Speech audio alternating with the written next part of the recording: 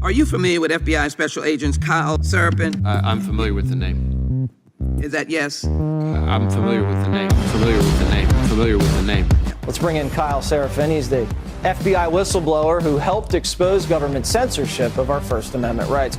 Now, we only have this memo because a recently suspended FBI agent called Kyle Seraphin brought it to the public. And we're grateful that he did. Kyle, thank you so much for joining us tonight.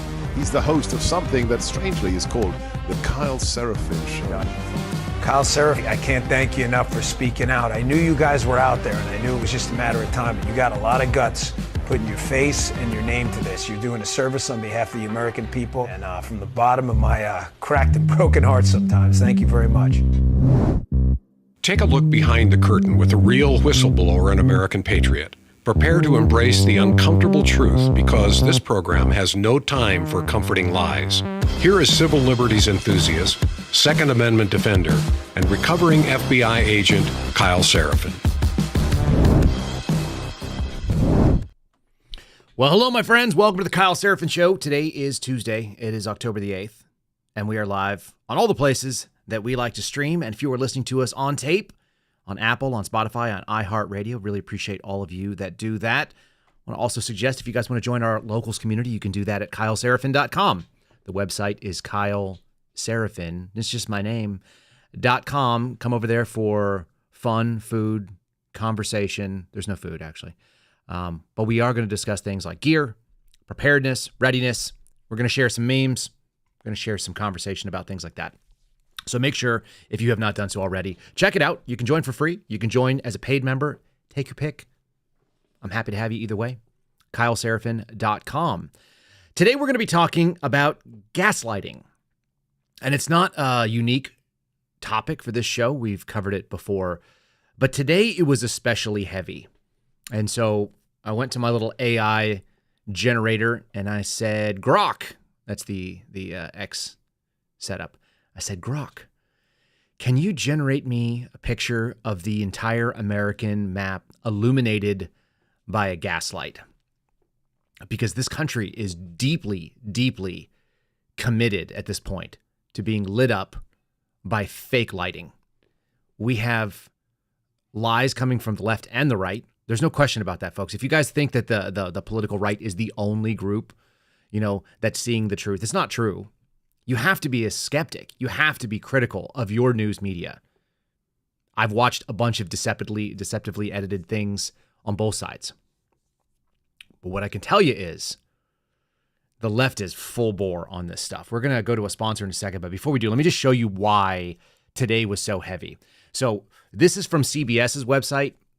This is the opening pages. If you scroll down, it says Vice President Harris, Governor Walz, 60 Minutes interview. Okay. 60 Minutes found out that Trump would not participate in an interview. Okay. Kamala Harris says that what her tax plan is going to mean for the voters. And then we go straight into the campaign. And Campaign 2024 says election officials in Arizona are subjected to violent threats. Oh, no. Harris and Trump would both boost U.S. debt. Here's how much. And Harris responds to critics over not having biological children. You notice that none of those things are talking about the serious issues in this debate for who should be in charge. Not one. There's another one. Some very nice pictures of Kamala smiling and then speaking seriously, and Tim Walz looking sort of vice presidential in a very nice room. You want to show that. And then you have the facts first all over the map with John King, and it shows that Harris is reassembling Biden's diverse coalition, but economic worries are going to boost Trump. Okay, that seems somewhat balanced. No picture of Trump for it. And then you got fact check. 6 days of Trump lies in the hurricane. Oh, and more fact checks amid partisan praise for Joe Biden. Bipartisan praise, by the way, for his hurricane response. I haven't heard people on the right saying that Joe Biden did a great job.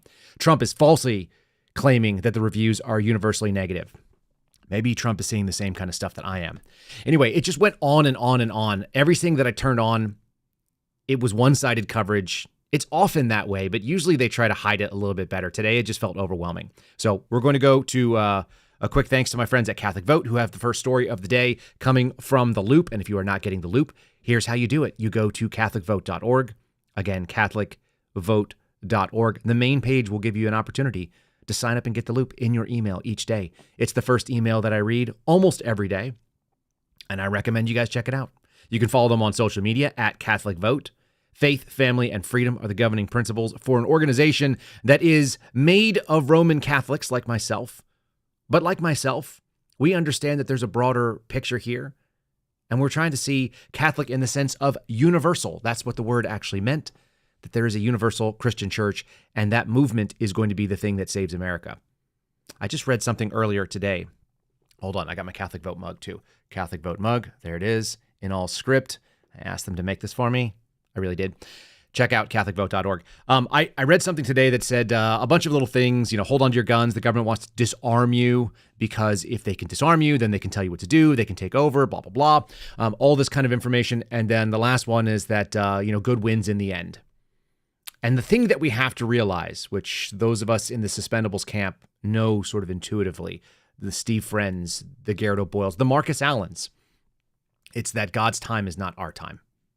I was speaking to the producer for the show that we're about to put together with Catholic Vote, and sometimes it's really hard for us to see those signs. He's had a lot of difficulties kind of pop his way. He's had flooding in his home. He's not in the hurricane zone. It happened before that, and so they've been displaced, and some other things are going on, and it's like, you've got an opportunity.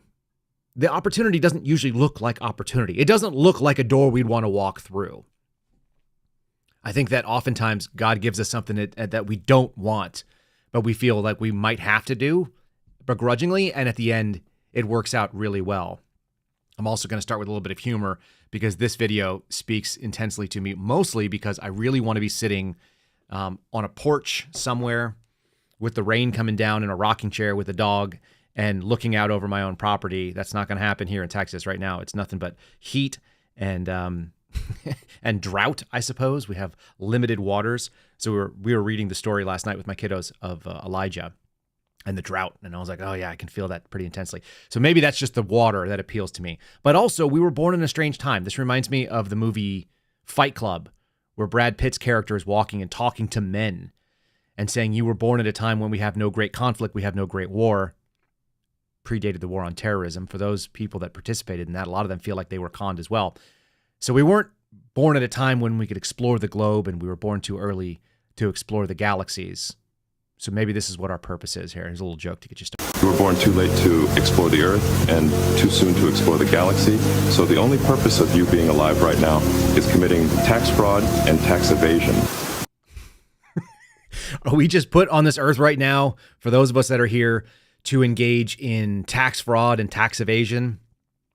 There's an argument for it. I'm just going to tell you straight up. I think there is an argument for it. And the argument is the government, the federal government particularly, is doing awful things with our money. And so are we funding that? Are we funding our own demise? Are we funding our own tyrannical experience? Maybe so. First story coming from Catholic Vote. Georgia Supreme Court reinstates a 6-week abortion ban. They've accepted the Attorney General of the state's request to put an injunction against the lower courts. And this is kind of a complicated story, and it goes back a ways. So I want to read into it a little bit. And of course, when I look at this kind of stuff, I go, okay, well, who are the people that are involved? I'm always curious about who these judges are. Was this a federal judge? Was this a state judge? In this case, it was a county superior court judge. So it's a state judge. The Georgia Supreme Court has reinstated the Living Infants Fairness and Equality Act, or the LIFE Act, per the request of the state's attorney general. The Associated Press says that the ruling came just 1 week after Fulton County Superior Court Judge Robert McBurney ruled this act unconstitutional. This ruling allowed abortions to take place until approximately 22 weeks of development. The earliest surviving infants that I've seen of premature birth were surviving at 20 weeks. So that's a viable, even under the old sort of garbage Roe v. Wade standard. Catholic Vote previously reported that the Attorney General of Georgia, his name is Chris Carr, had appealed McBurney's decision and requested the Supreme Court pause the injunction that he had and reinstate the LIFE Act. And the reason why is the appeal says that, quote, the harm to the state and the public is significant and irreparable. As unborn infants are at risk every day that the injunction continues, this court granted a stay in a nearly identical circumstances 2 years ago, same judge, and it should do the same here. The appeal went on to say, as before, every day that illegal abortions continue, it's another day that lives of tiny, unique individuals are ended. And I think this is the most poignant part of it. There are toddlers alive today because this court stayed the Superior Court's previous order. Because we're talking about babies, and we use this sort of flippantly. The left likes to talk about fetuses or clumps of cells. We're talking about actual people that are walking today because they were born. And I think that part gets lost on people in the political left, or it's very inconvenient. So I went into the little archive here, and I did a little digging because I wanted to know. Probably you do too. Judge Robert McBurney, who is this person? Luckily, we had CNN to cover this. This CNN article is from August 14th of 2023, a little bit more than a year ago. And McBurney is not a fake person, but rather someone who helped impanel the grand jury that indicted Donald Trump in Fulton County, because everything is connected. There are a very small number of people that seem to be in the cadre of folks that are doing things that are evil. And I'm going to come back to our little question. Should we be avoiding federal taxes? Should we be engaging in tax evasion and tax fraud? Here's maybe an argument in favor of that. I found him in a speakers bureau, as this is done by the state bar. If you want to hire him as a speaker to come and talk about things, here's a little bit about his background. Number one, he's currently the Superior Court judge since April of 2012 in Fulton County. He chairs the Mental Health Task Force, a joint city-county collaboration on criminal justice and public service. Oftentimes, people who are involved in mental health, not exclusively, but a lot of them, find themselves on the political left. And even though he was appointed by a Republican governor, we have a lot of folks in Georgia that are not really actual Republicans, or at least they're not conservative Republicans. But here's the best part of it. Before joining the bench, Judge McBurney worked as an assistant United States attorney in Atlanta. He was an AUSA, which makes him a federal prosecutor. He focused on cases involving public corruption, international terrorism, and child exploitation. Those are very, very vast and different. So I wonder how much of that is true.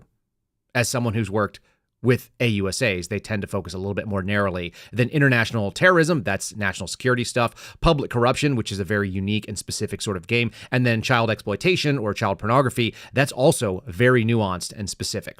We don't oftentimes see that, especially in a place as big as Atlanta, where they actually have the ability to specialize. In a place like where I used to work in Las Cruces, you may actually see someone touching all those different types of cases. But in Atlanta, they have the ability to specialize because it's a very large office. So maybe that's true, maybe it's not. I also found it interesting that he received his Bachelor of Arts from Harvard University and his JD from the same Harvard Law School. So he's a Harvard man. And then before that, he worked in management consulting for McKinsey & Company, which is one of those things that when you work for McKinsey, maybe you see the world a certain way. There's a lot of very smart people that work at McKinsey.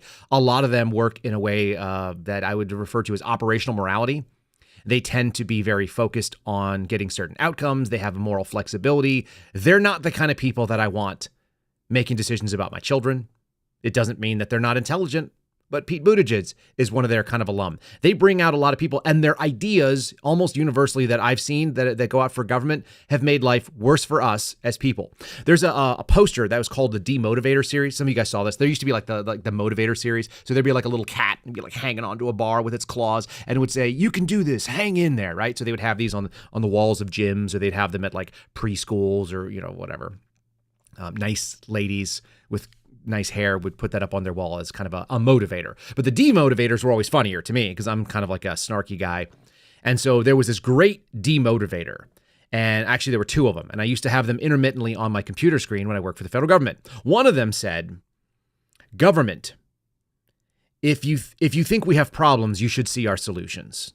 And that is universally the case at every level of government. Seriously, if you think there are problems with your government, you should see the answers they have for the problems.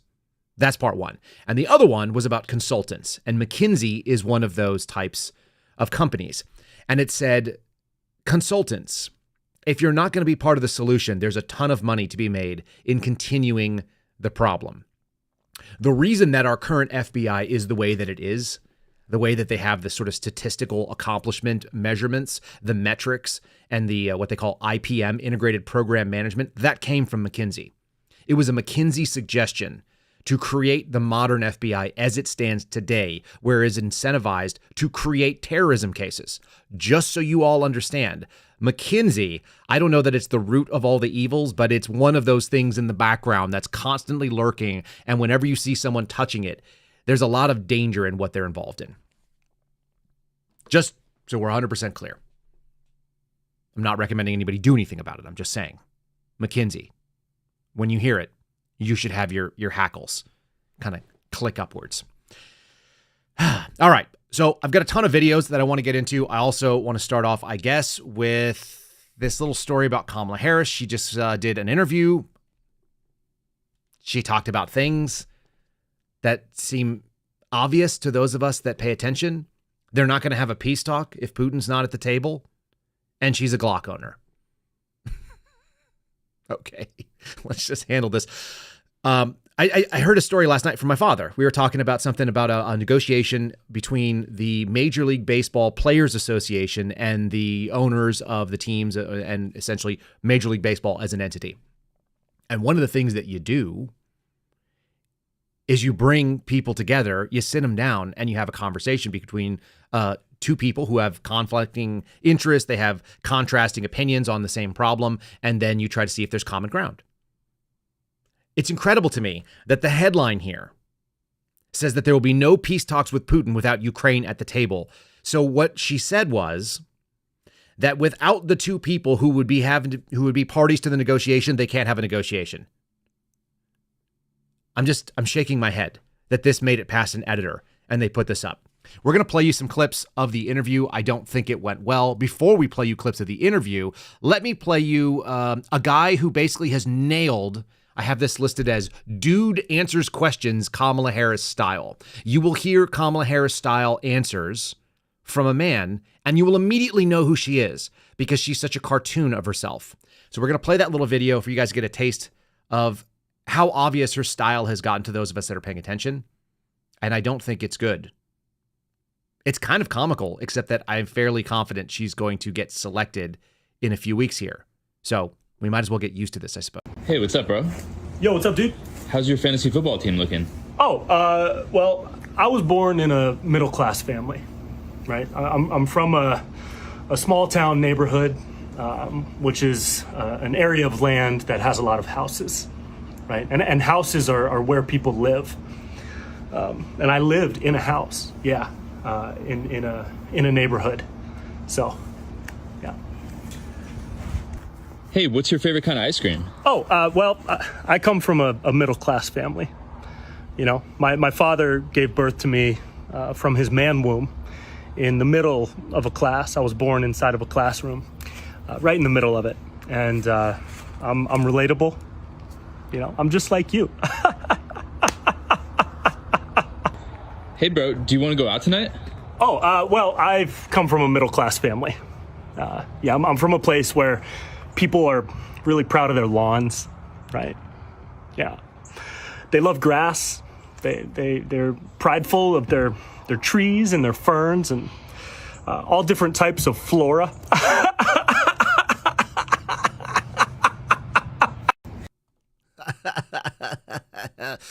Awkward, right? He really nails that. That's a man. That's a white dude with a backwards baseball cap sitting in a lawn chair. It looks like in Texas, in his backyard. And he sounds an awful lot like the vice president of the United States, who's like a 60-year-old black Indian female. Why is that? Why is her style so repeatable? I don't know. Here's what critics had to say. She didn't get the most softball version of it. She did a terrible job responding, I think, but she didn't get soft questions, at least the way that it could be softer. And she certainly didn't get the hardball, like, we're going to not allow you to do this. So what I've got is a little contrasting. We have Bill Whitaker asking Kamala Harris some questions. I'm going to also play you a little bit of Leslie Stahl talking to Donald Trump. Like, this is the vaunted 60 minutes. And then we're going to have Scott Pelley sort of crying about it. Again, this is all in the theme of we are being gaslit. Thankfully, I actually think Bill Whitaker did an okay job. I just think that Kamala Harris doesn't have the ability to talk about anything. She could talk about trees, grass, and ferns, her favorite types of flora. But she's a little uncomfortable when they ask about her critics because she doesn't have any hard positions. She's a chameleon, which I think we've sort of identified here, right? Let me tell you what your critics and the columnists say. Okay. They say that the reason so many voters don't know you is that you have changed your position on so many things.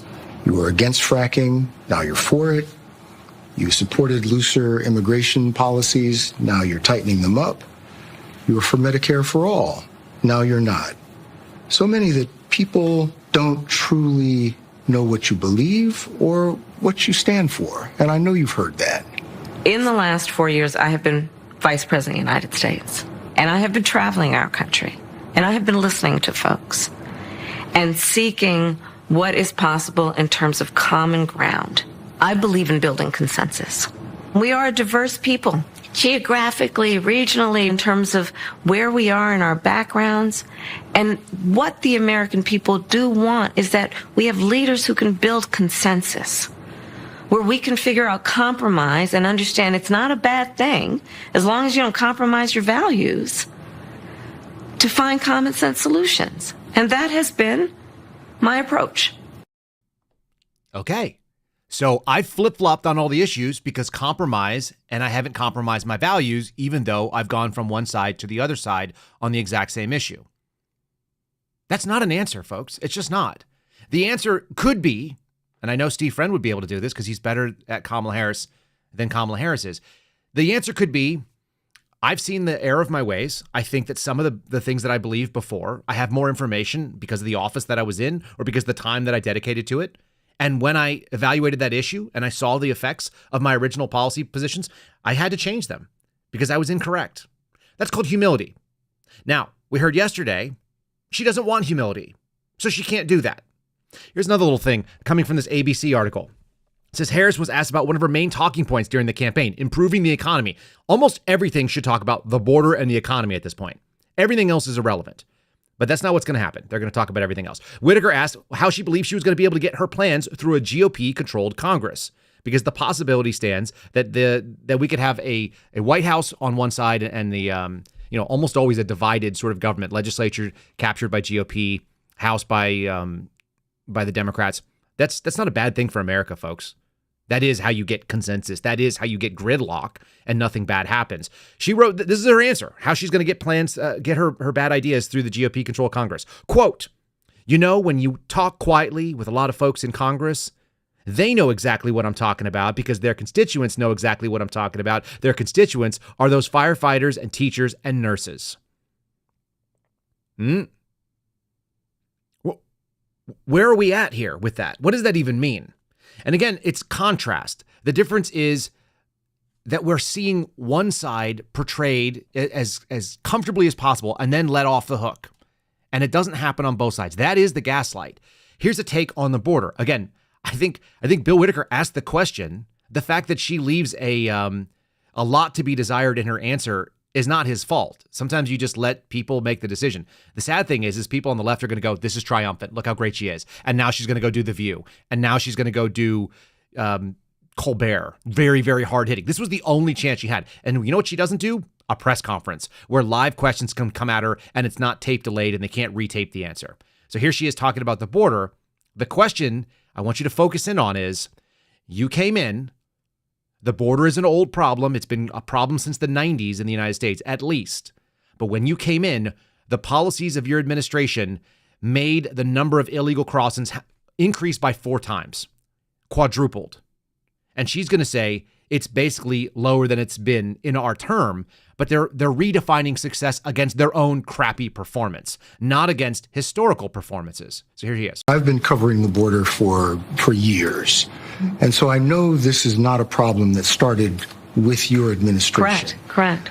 But there was an historic flood of undocumented immigrants coming across the border the first 3 years of your administration. As a matter of fact, arrivals quadrupled from the last year of President Trump.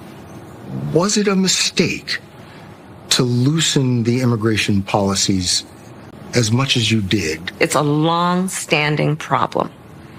And solutions are at hand. And from day one, literally, we have been offering solutions. But what I was asking was it a mistake to kind of allow that flood to happen in the first place? I think the policies that we have been proposing are about fixing a problem, not promoting a problem. Okay? But the numbers did quadruple. And the numbers under your today, watch. because of what we have done, we have cut the flow of illegal immigration by half. But should you we have done cut that? the Should you flow have of done that? fentanyl by half, but we need Congress to be able to act to actually fix the problem. Okay. So we had policies. The numbers spiked by 4x, and we reduced those numbers by half. We are still 2x higher than we started. That's the math that I just heard. It sounds good if you don't know how to do anything. What's amazing to me is we keep getting gaslit with these questions. We keep getting people saying things to us as the American people, because she's theoretically looking for everybody's vote. When she goes out there and says these things, what is she actually saying? She's saying things that may be true and they sound good, but when you evaluate them, you realize they're garbage. Kind of the way that they do with Donald Trump, except they push him differently. I'm going to play you a little contrast of this because Scott Pelley is going to make a claim. The claim is that Donald Trump blamed the Donald Trump tried to bring up the Hunter Biden laptop, and Leslie Stahl said it was from Russia. And she never said that. What she said is that they can't validate it, even though it's been validated by multiple people. So Trump didn't say it exactly the way that they were willing to go with it. And so they gaslight and they say, well, Trump said something that's totally untrue. Actually, I'll do the Scott Pelley. Here it is. Watch. Scott Pelley saying things that are totally untrue. Then I'll play you back to back what he said and what was actually said. Here we go. Later, Trump said he needed an apology for his interview in 2020. Trump claims correspondent Leslie Stahl said in that interview that Hunter Biden's controversial laptop came from Russia.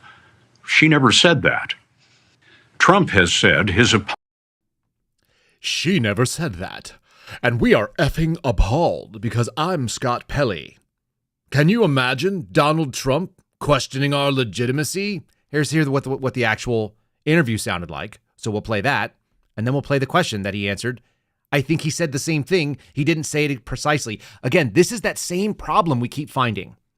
Did Kamala Harris get the questions to the interviews, to the debate that happened on ABC? It doesn't matter if she already got the answers. You're asking things too narrowly. And so that's how the media does this. It's the same thing Chris Wray does when he gets out in front of Congress, or Alejandro Mayorkas. They get out there and they answer very narrow questions, specifically the way that they are not going to be held to be liars, even though they are lying in the spirit of their answers. So here's the Leslie Stahl piece. You know, this is 60 Minutes, and we can't put on things we can't verify. You won't put it on because it's bad for Biden. We can't put on things we can't verify. Leslie, I think it's one of the biggest scandals I've ever seen, and you don't cover it. Because you want to talk about... Well, because it can't be verified. You want to talk about insignificant things. I'm telling you. Of course it can be verified. Excuse me, they found the laptop. Leslie. Can't be verified. What can't be verified? The laptop. Why do you say that? Because even the family hasn't... The family on the laptop, he's gone into hiding. For 5 days, he's gone into hiding. He's preparing for your debate. Oh, it's taken him 5 days to prepare? I doubt it. Okay. So all of this stuff happened before. It keeps happening. Here's how this got brought up again. Basically, Donald Trump declined to do 60 Minutes. Donald Trump should decline all of these interviews. He should just let people out there that know him go out and tell stories about him. I saw one that Seb Gorka gave the other day about a bunch of Green Berets when Seb was still working at the JFK School for Special Warfare. And he brought a bunch of like future Green Beret operators. And I think they were actually all going to be officers. They were commissioned and they had gone through the Q course and they were finishing up their last couple things. They're going to get their green hat. And he took them to the White House. They did their final lectures on counterterrorism, whatever it is, which I think is what Seb was teaching, and got to meet Donald Trump. And Trump basically ran over his schedule, said, I'm the boss here, so I'm going to have a 40 or 50 minutes I'm going to spend with these guys. And they all took individual pictures. It's a great story. It's the story that we all have this sense exist. Not everybody has that personal story.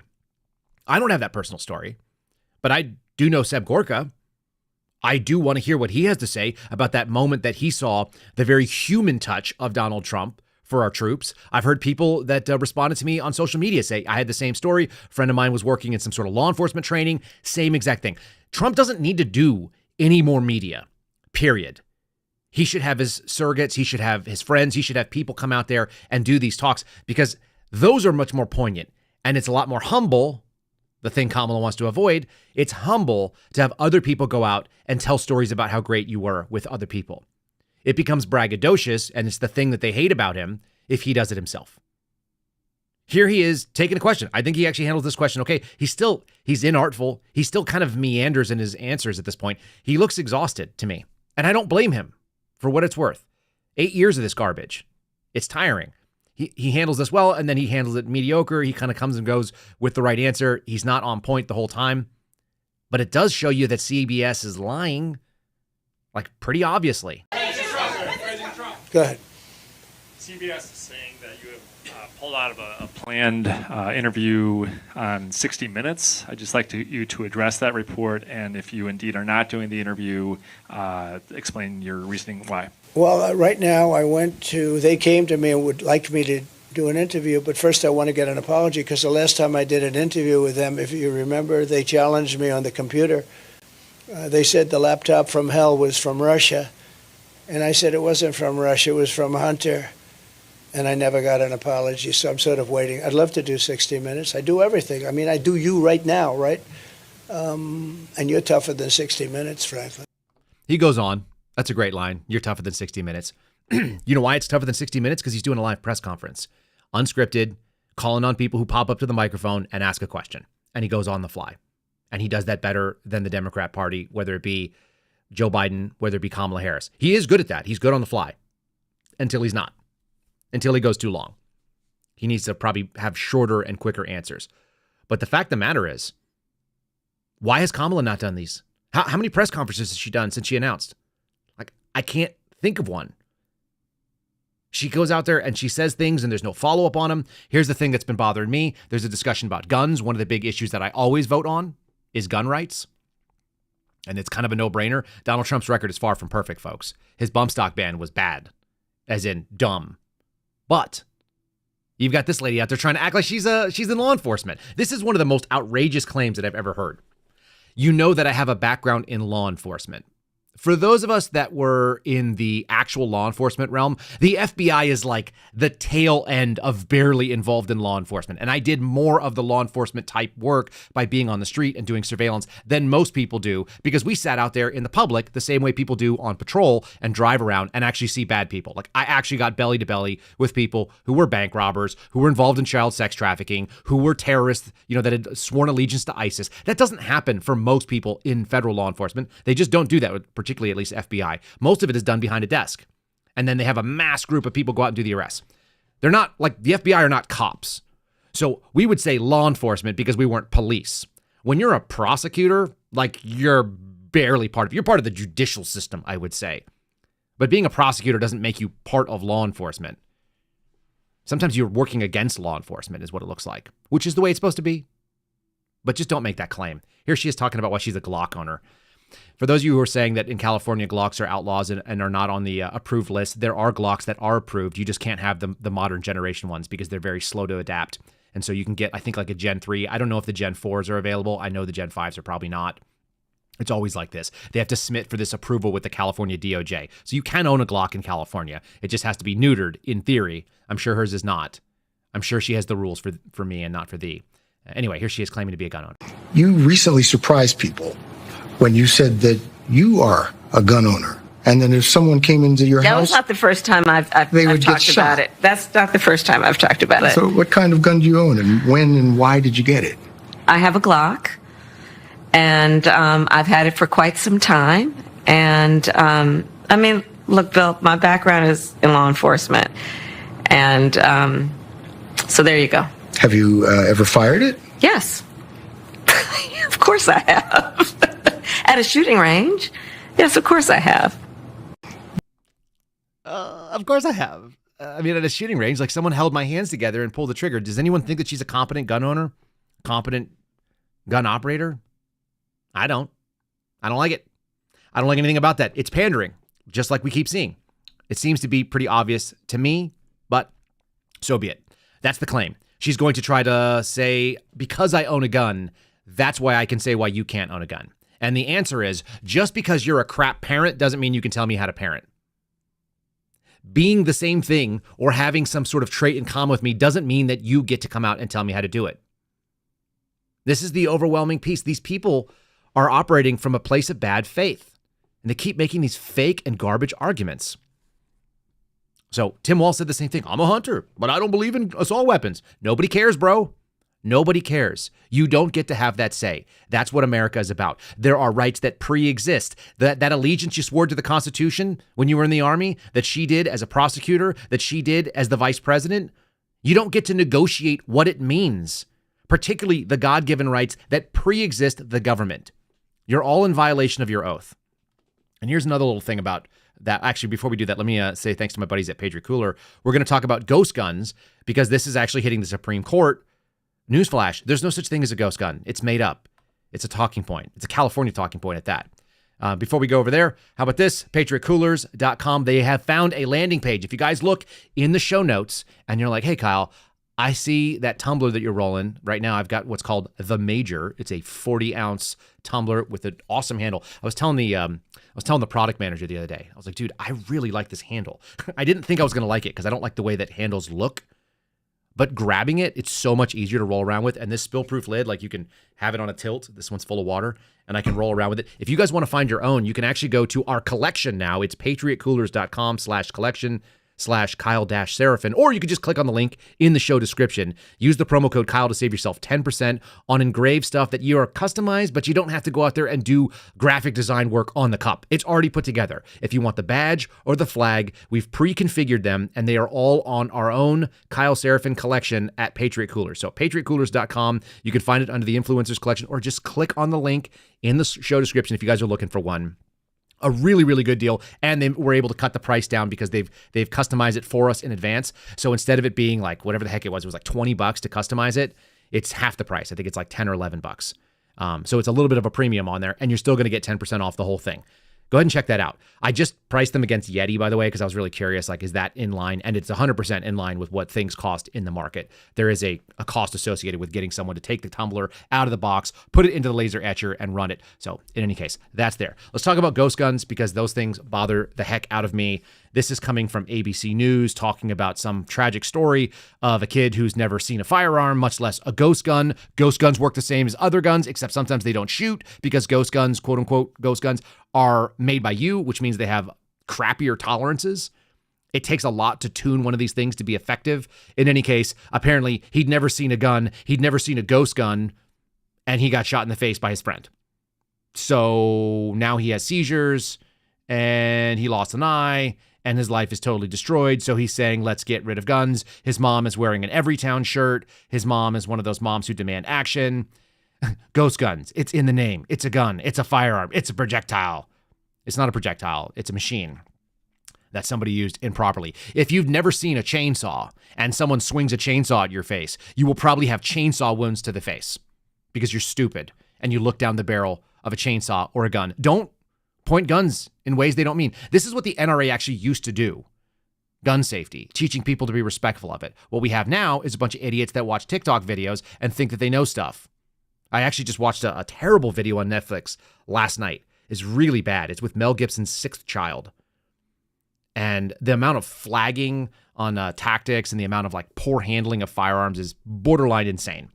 In any case, the Supreme Court today is going to consider whether self-assembled guns, parts kits, and partially complete firearm frames or receivers that can be easily converted into functional firearms. This is ABC saying that. I assure you, none of them have ever tried to convert the partially completed frame or receiver into a functional firearm, and they don't actually meet the definition of the word receiver.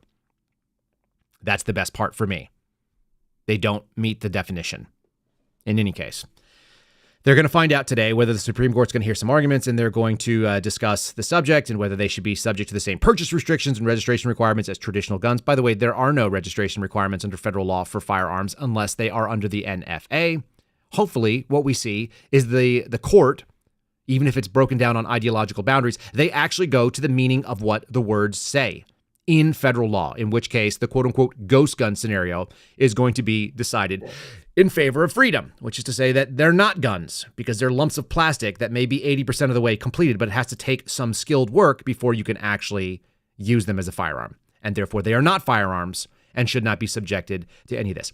This bothers me personally because the FBI has gotten into some of these cases and they have made arguments, the ATF has as well, that you can't buy these things. They put American businesses out of business by screwing around with quote-unquote ghost guns to the point where they have intercepted packages that they have no legal right to do so in counterterrorism cases, particularly one in Tampa that I saw. It's pretty interesting to see that kind of stuff happening.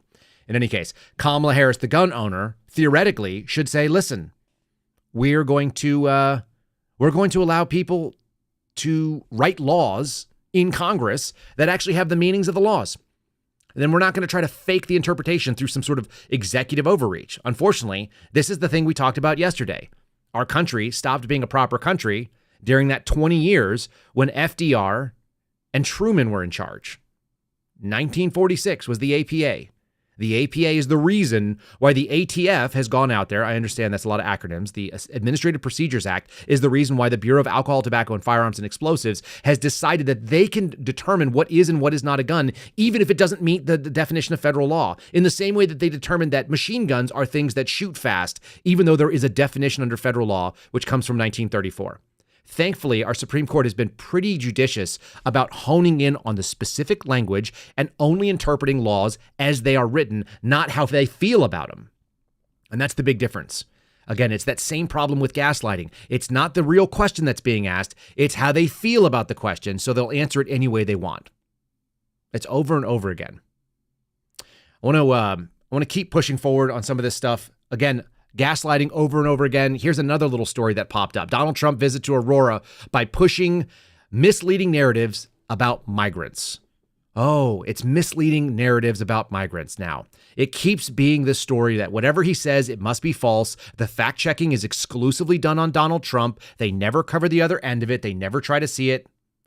This one is why it's dangerous because, listen, the things he said, I just saw a video this morning from Taylor Hansen, who was working with Tenet. I just saw a guy in a backyard that Taylor says was in Springfield, Ohio, and the guy's butchering what looks like a goose. I don't know where else you're getting a goose in an urban area in Ohio if you're not grabbing it out of the park. But his claim was they're butchering animals in the backyard with a machete, and it's pretty clear that's what the guy is doing. I don't think that stuff is false. I don't think it's happening at like a level that people's dogs and cats are getting snatched off their porch. But it's pretty obvious that some of that has to do with the fact that we have people that don't have the same culture. And so his misleading narrative is what they decided to focus on, not the fact that we've brought in millions and millions. Oh, like we heard about earlier, 4x the number of people on any given year were coming through the southern border, and many of them have no idea about what's legal or not legal in America, and they don't share our values, our customs, and our culture, which is what you define the country to be. So even though he may not be 100% spot on accurate, the spirit of what he's saying is true, which is why immigration is a major issue. It's another reason why they're running away with it. They don't want to talk about this kind of stuff. So here they have the final weeks of the campaign. He's decided to focus on immigration and escalating his rhetoric. This is the same garbage that they were talking about, murders and rapists. He's calling all Mexicans and all Hispanic people murderers and rapists. All of this stuff is gaslighting. The fact is it's a real problem. And then here's another little piece of it too, because I'm going to go to something after this. Here's another little piece. There's an unexpected gender dynamic focusing out. This is CBS. Like what? What are we talking about? Who cares about whether it's somebody with, what does Steve Friend always say, a front hole? It's like a man or a woman is irrelevant. The policies are tragic. And look at that terrible picture they got of him. The worst lighting possible. It looks like his head has like a fake toupee on it. It's really frustrating to see this, and today was exceptionally bad. Here's the worst example of it, because this is where it actually comes home to roost. This is being reported by Miranda Devine over at the New York Post. Donald Trump and his supporters make a triumphant return to the scene of his first assassination attempt. He went back to Butler. He spoke in PA. They actually got security right. They put people everywhere. Gosh, go figure. But this is the thing that's most crazy about all of this. The FBI agents that were talking to people, that were doing the interviews, basically called everybody a liar that was giving their firsthand perspective. They were editorializing in a way that is inappropriate. And when you do that, there's only one reason why people in the FBI think it. They bring their terrible perspective and their leftist garbage. They watch CNN nonstop in the skiff before they go out and do the interviews. And I can tell you, universally, CNN is the only channel. It's the reason why I go to it every day. It's what I know people from my old agency are hearing and seeing. That's what's being played in the federal government. So here's where it is. There's an obstetrician. His name was Dr. Joseph Mayen. He was sitting in the front rows.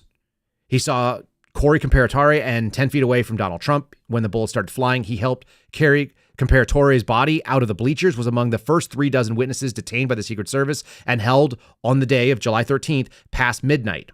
He had a perfect view of the hit on Donald Trump and recorded reams of video. There's no such thing as reams of video, but okay. Reams refers to paper, folks. As the shots rang out. But the peculiar attitude of the Secret Service and FBI agents who questioned him that night has given him grave fears for Trump's safety. I feel the same way. When I tell you that our agencies out there are ideologically captured, I mean it.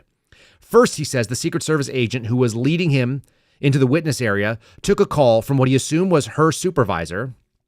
So again, a female Secret Service agent. And she downplayed the assassination attempt, saying that shots were fired, there were casualties in the crowd, and the former president was unharmed. He said he could hear the voice on the other end say the president was unharmed, and so he leaned over towards the phone and said, no, he was shot with a bullet in the right ear. And the annoyed agent moved the phone to her other ear and gave him a look. This is one guy's testimony, so take it for what it's worth. But this aligns with what I know these types of folks are like. I can actually see her face without even knowing who she is. She's every girl in my Quantico class. Next, Mellon was questioned by the FBI and recalls he got into a ridiculous debate with the agent who insists that Donald Trump had not been shot. Yes, he was. I saw his head turn. The bullet clipped the very top of his ear. I saw blood and tissue squirt into the ether. The agent told him, stop. President Trump wasn't hit. You don't understand that the podium is armored. And when the Secret Service tackled Trump, he hit his head on the podium. And then he claims that he has a photographic memory and he saw it and he also has it on video. And he heard another agent walk off in the background saying, oh, Jesus Christ, direct quote. These people have a predetermined outcome. They have been gaslit. They have been captured mentally. It's the same thing that Chris Wray said, where he chose to cast doubt on whether or not Donald Trump had actually been hit. There's some question about whether or not it was a bullet or shrapnel that hit his ear, said Chris Wray. That's the top of the FBI. The gaslighting penetrates all of these people's minds. They buy it because they don't ask the questions. And we think we're going crazy because we're the only ones listening to it. Here's the sound of it, I think. Doesn't anyone notice this? I feel like I'm taking crazy pills. Right? We are all Jacobi Mugatu at the end of Zoolander at this point. We're all sitting there going like, what on earth are you talking about, people? So here's another example. The whole thing with the FEMA Recovery Act. The FEMA attempts to solve the problem. Again, I read you some headlines at the beginning. Bipartisan and universal support for Donald Trump, for Joe Biden doing a great job and in hurricane recovery. That doesn't seem to be the case. Now, it may be the fault of Roy Cooper, but there is not widespread support saying that there's a great job going on. So here you have, I think this is Tom Cotton talking about fake information. He's being pushed by this lady. And I can't remember her name, but I think she's on MSNBC. We're going to throw this little clip up. It might be NBC. They're all the same to me at this point. They're all trying to get a narrative out and not truth. And he pushes back and he's like, no, let me just correct the record for you. I'm going to play you a reason why FEMA is such a joke as well. They have money for their priorities. He says it at the end of this little clip, and it's totally true. They have their own predetermined outcomes, whether it be an assassination investigation or whether it be a FEMA response. My broader question to you, I think, is about this misinformation. Do you think this is a time to put falsehoods aside, like the idea that FEMA funds are being redirected to migrants, which is just not true? It is true that FEMA and the Department of Homeland Security have been spending billions of dollars on migrants. Now, I understand some people say they're separate funds, but we just passed a short-term spending bill. It's very common for the administration to come and ask for permission to move money between funds, especially to prepare for emergencies. And second, I would note that this administration seems to have no problem finding money when they want to spend it on their priorities. When they need hundreds of billions of dollars to pay off student loans for graduate students in gender studies programs, they somehow find it. When it's trying to get helicopters to deliver food and water and cellular service and life-saving medicine into these mountain valleys, they somehow can't seem to find the money. So there you have it.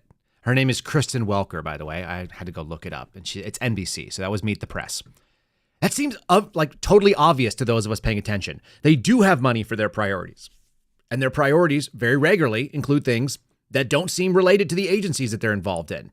Kind of like this FEMA LGBTQIA Zoom call. I'm going to play more of it than I normally want to because I want you guys to understand what a clown show we are dealing with. And it ties back to my man sitting on the porch listening to the rain. Tax evasion and tax fraud would be the only way that you don't fund this garbage. They seem like they want us to push it that way. Sparked a few things in my mind, thinking about preparedness and how you said, LGBTQIA people and people who have been disadvantaged already are struggling. They already have their own things to deal with. So you add a disaster on top of that.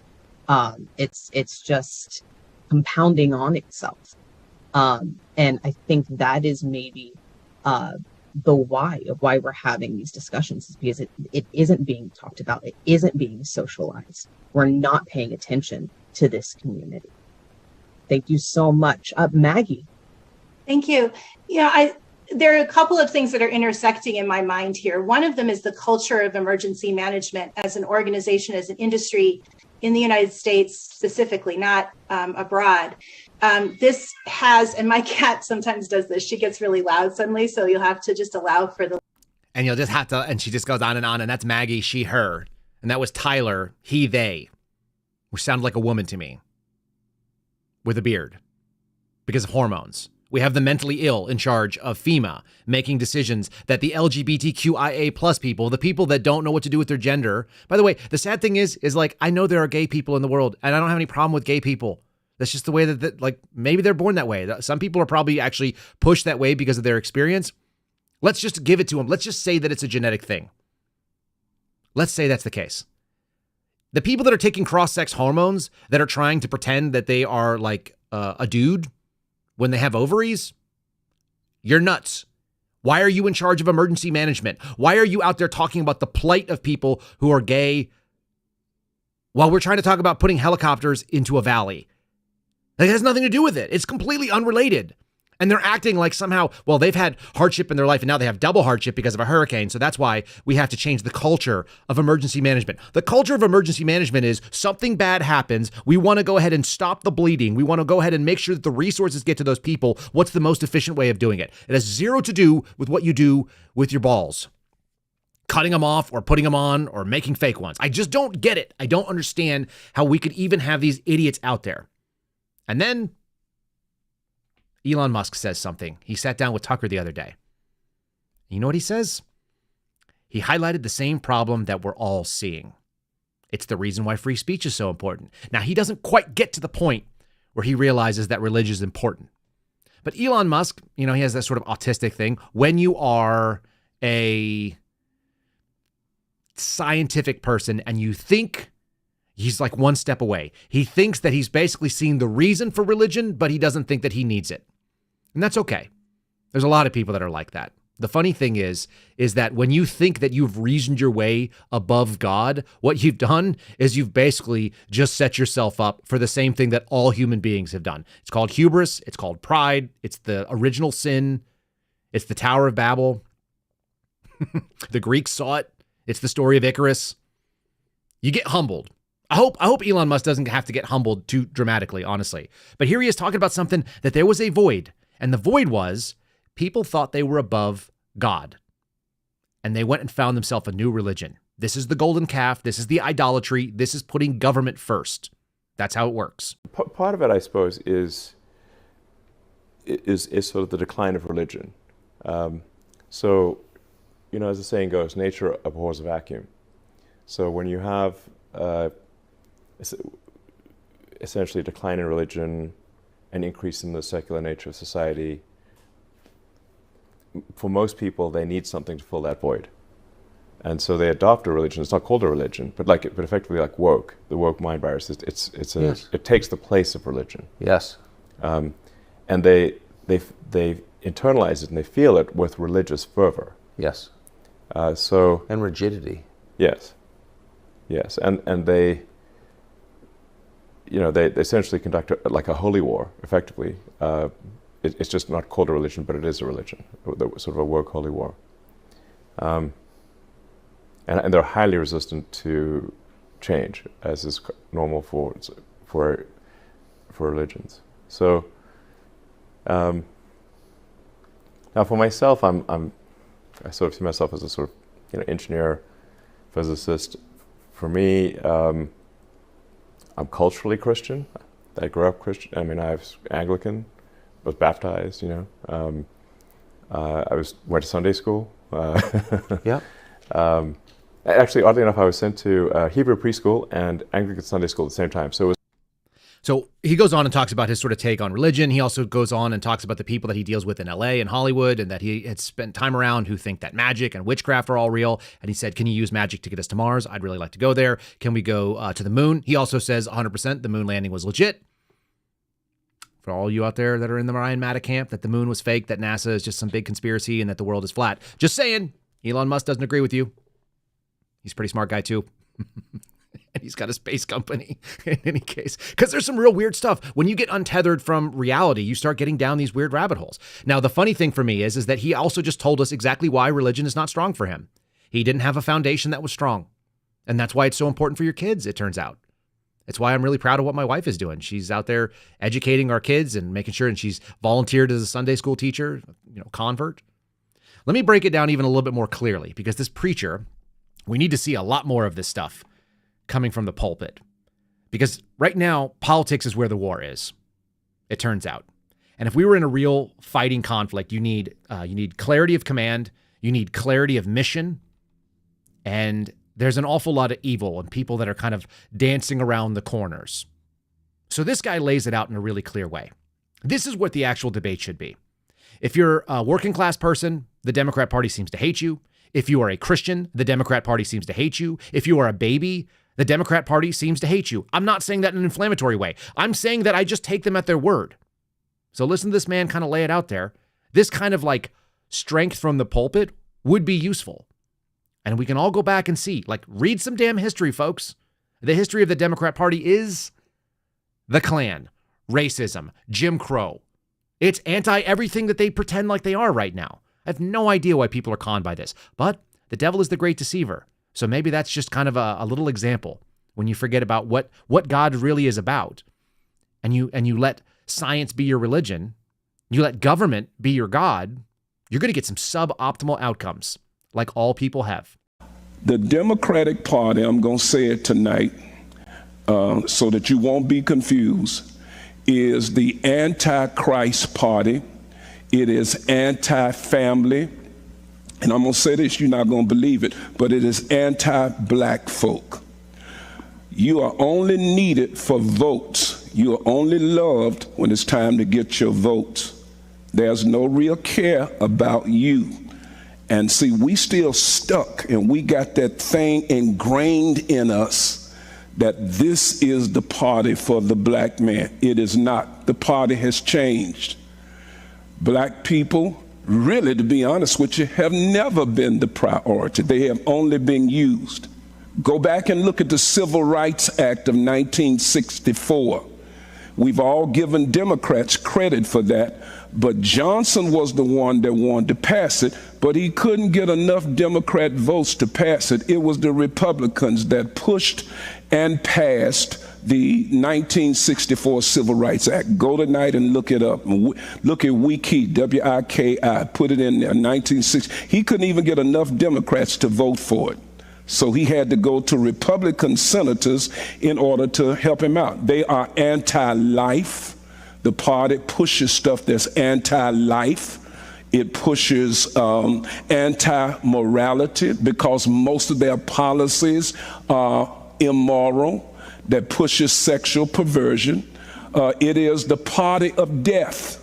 Why do you say that, Pastor? If you go back, you'll see slavery started with the Democratic Party. And we saw many slaves that died. We also saw under Jim Crow. Jim Crow was established by Democrats. And we saw under Jim Crow how many were hung and lynched. And then we are seeing today how many babies, African-American people are giving up their future because they won't have, in another 15, 20 years, they won't have enough people because they have cut their birth rates off and have aborted their children. This is exactly what the party wants. It's really straightforward, isn't it? If you want to get rid of babies, what they've done with people who tend to be more educated and tend to have, like, whatever, the white majority, as it's dwindling away, what have they done? They've told people that babies are bad for you, so they've reduced birth rates voluntarily through culture. In the black communities, they just put Planned Parenthood in because almost all of them are in lower income areas and specifically lower income black areas. That's what they go do. And they kill an awful lot of black babies. How do you get behind a party that does that? Here's the last little piece of gaslighting for the day. Inflation has returned to normal, so saith CBS. Same people that just did that interview, right? Inflation has returned to normal. What does that mean for the election? Inflation has fallen dramatically, but it remains a top concern for voters. So they said this, and then what you do is you go through the Money Watch, because the inflation returns to normal is one article, but then you go into Money Watch where they actually have their economic sort of pieces, and I cut out the graph. Here's what it means. The rate of inflation has returned to normal, which means a lower rate of inflation than it was previously, but we continue to lose value in our dollar. The normal rate of inflation is what? 2%? That's the goal. The goal is that we have the government steal 2% of our net worth and our value that is held in savings each year by them devaluing our currency. That's the goal, is regular, normal inflation. If it returned in a way that you would think about it when you say words like that and you meant it in the spirit of honesty, what you would say is that we are now regaining the value of our dollar. Inflation is negative and trying to regain ground, but it's not. And that's why these price charts are so important. That's what I'm going to cover right here. Let's do a couple things. I don't drink 2-liter bottles of soda, but let's do one. In 2019, $1.59 was the average that they saw nationwide at the end of August. By the end of 2024, it's $2.06. So about 65 cents difference. These ones are more important. Let me do some other ones. A pound of bacon, $5.58 in 2019, $6.79 right now at the end of August. How about butter? $4.04 for a pound of butter, and it's still up $4.80 something. Coffee, that's important to most of us, $4.17 August of 2019, $6.31 in 2024. So yes, the inflation may have dropped. Here's chicken. That's something we all generally eat. $2.96 in 2019, $3.95. It's up $1 over that time. Ground beef, something I eat all the time. $3.82 in 2019, $5.58. All of these numbers are worse. I'm trying to see if there's a single metric where something is lower. Pound of tomatoes, $1.86, $2. That's slightly up. Yogurt, $1.14. It's up to $1.67. Every single price index that I see has an increase in price. I'm trying to see if there's any of them. Some of them are massive. Like a dozen eggs is up $1, 126% increase, 2019 to 2024. The only thing that they show that has a 0% increase is a pint of strawberries. That's it. And the tomatoes, it's only by 2%.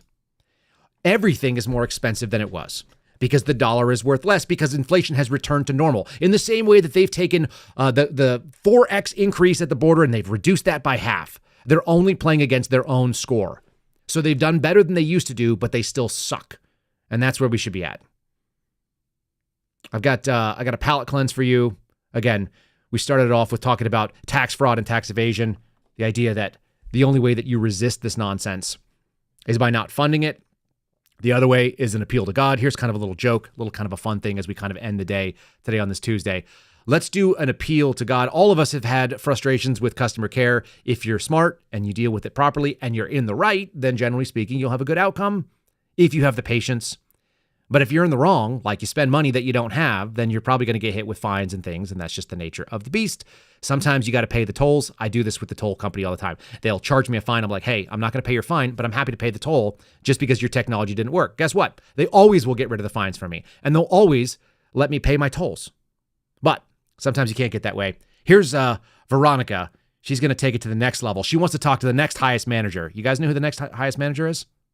Stay tuned. Oh, you want to speak to someone higher than me? Yes. Father God, I leave you with my customer. Ma'am, we've gone over every transaction in your account history, and you verified the accuracy of every transaction. So those overdraft fees, they apply. Transfer me to someone else. I no longer want to speak with you. You're not getting transferred again. You've already been transferred twice. I'm the supervisor, and there's nobody else that's going to give you any other information. I want to speak with someone higher than you. Oh, you want to speak to someone higher than me? Yes.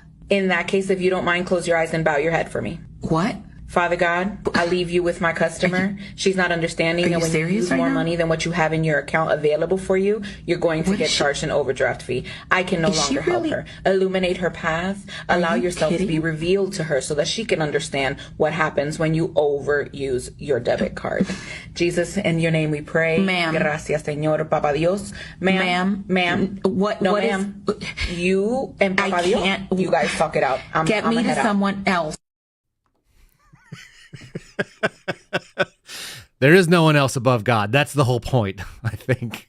So, as those of you who are out there listening and those of you who are out there thinking, oh, like, how do we fix a problem that's bigger than ourselves? How do we handle a situation that is bigger than we can handle? That's how you do it. You got to go to the next authority. You got to go to the top of the line. So just bow your head. You were trying to look up, but you probably got to look down. Put your eyes down and go that route. Really appreciate all that. I had some funny 5-star reviews. I'll grab another one for you guys tomorrow. Until then, let me go ahead and say thanks to my buddies over at Shield Arms because it's time. They've got a really neat mag loader that I'm going to go do a review on for our locals channel. If you guys have not checked out Shield Arms, if you're looking to increase the capacity of your daily carry in the Glock world, which I do, let me just show you. Hold on. I don't even care if they kick us off YouTube for this one. This is my Shield Arms modified. I've got their magwell. I've got their mag release on this side, and I've got this high capacity mag that holds 17 and a micro pistol. If you guys want to do the right thing and upgrade your capabilities in a dangerous world that gets more and more dangerous, instead of 10, 15 is a big deal. ShieldArms.com. Go check out their S9, check out their S15. These are their magazines that hold a lot more. Use the promo code Kyle. It's in the show description. KYLE will save you 5% when you go out there and pick up something. You might want two, one to reload and one to hold on to, or get one of their big kits full of them. I've got 20 round reload that I carry when I go to church. Why? Because I'm not going to get stuck dealing with people trying to hurt us while we're worshiping. That's my job in the world as a man. I think many of you guys have that same instinct. Since we're talking about guns, I will leave you with one final thought. It's not really a palate cleanse. It's just the question we're all asking. Thanks so much. God bless all of you. Meditate on this question as we head out the door today. We're living under corporate and medical fascism. This is tyranny. When do we get to use the guns? No, and I'm not, that's not a joke. I'm not saying it like that. I mean, literally, where's the line? How many elections are they going to steal before we kill these people? So.